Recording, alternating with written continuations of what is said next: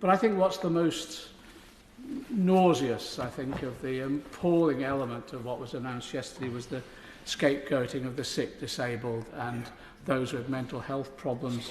And it is gutter politics. It is gutter politics that's taking place at the moment.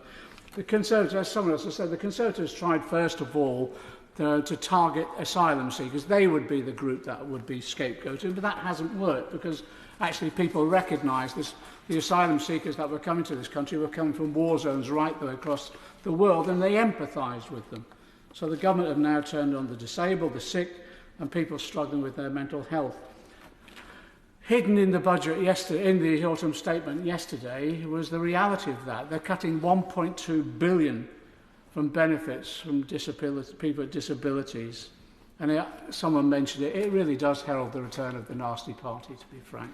I met with the PCS union last week, and there's a chronic staffing crisis in DWP at the moment, Department of Work and Pensions, and it's meant the implementation of even last year's sanctions policy is floundering because of the massive casework backlogs.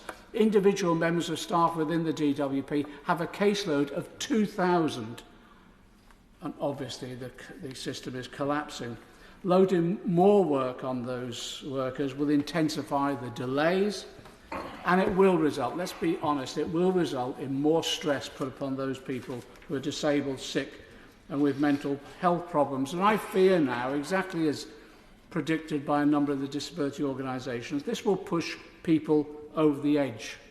And for those of us who have been in the House from the period when the first work capability assessment was introduced, we remember what happened then. And what happened then was that people were pushed so far over the edge that we saw a rise in people taking their own lives.